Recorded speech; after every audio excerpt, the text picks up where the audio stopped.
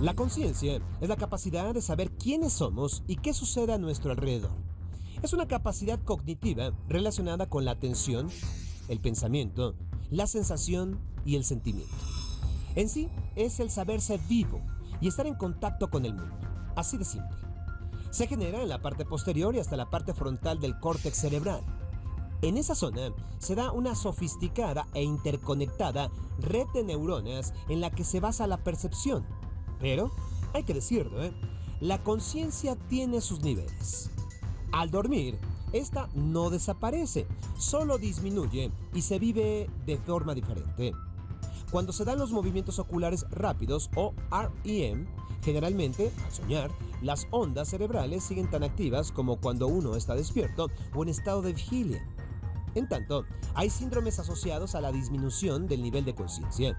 El más grave es el estado en coma, cuyos pacientes no reaccionan a los estímulos externos ni aunque sean dolorosos, como cuando se les pincha un pie.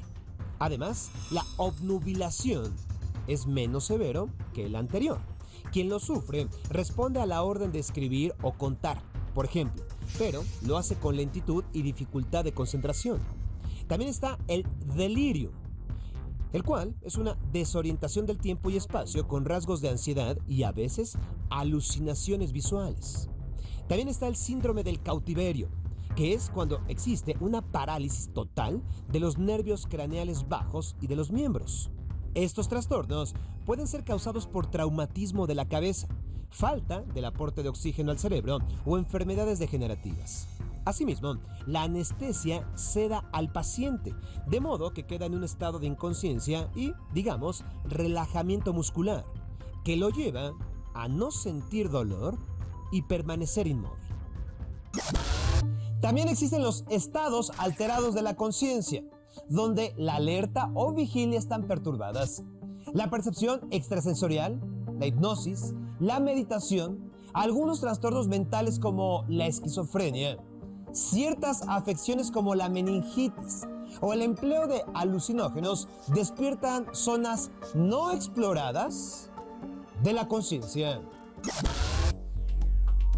Uno de los mayores enigmas de la conciencia es el cómo funciona un paciente en estado de coma.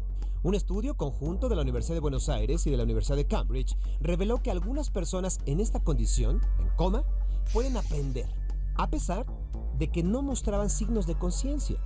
Gracias a otras técnicas, se ha podido establecer cierta comunicación con los sujetos en coma.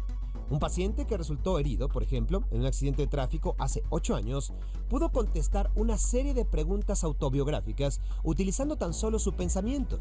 Lo anterior fue reflejado en un escáner cerebral empleado por científicos británicos y de Bélgica. Asimismo, Scott Rowley, un hombre de Canadá, que ha estado en fase vegetativa durante más de una década tras haber sufrido una lesión cerebral, pudo comunicar que no sentía dolor.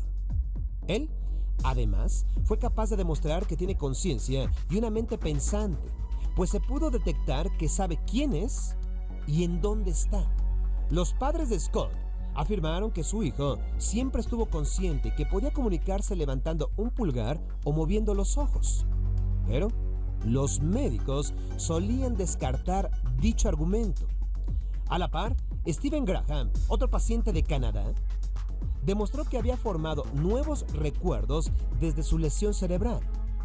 Él respondió sí cuando se le preguntó si su hermana tenía una hija, cuyo nacimiento se dio después de que Stephen se accidentó en su auto 6 años antes.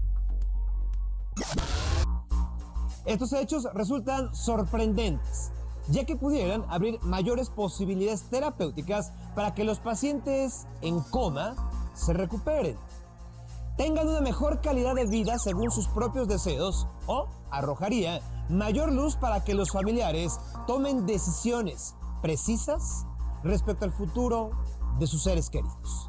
Otro hallazgo interesante se basa en el momento en que los bebés adquieren la conciencia. Neurocientíficos de Francia sostienen que esto se da cuando el cerebro ha alcanzado un desarrollo tal que les permite identificar lo que son y lo que sucede en su entorno. Los expertos explican que cuando los sentidos perciben un objeto en movimiento, el centro de visión se activa y lo registra en 1/3 de segundo, por lo que se pretendía saber si esta facultad, común en los adultos, se daba también en los pequeños.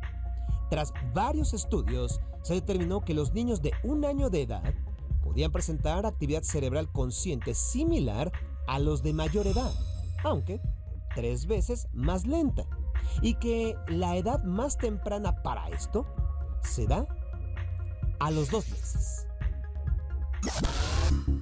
La ciencia ha demostrado que los animales poseen la habilidad de percibir su entorno. Científicos británicos sostienen que los mamíferos y las aves principalmente tienen conciencia, por lo que son capaces de detectar el sufrimiento ajeno y el propio, o bien discernir entre lo bueno y lo malo. Y aunque no están cerebralmente desarrollados para vivir experiencias mentales complejas, sí pueden sentir empatía y respeto de su medio.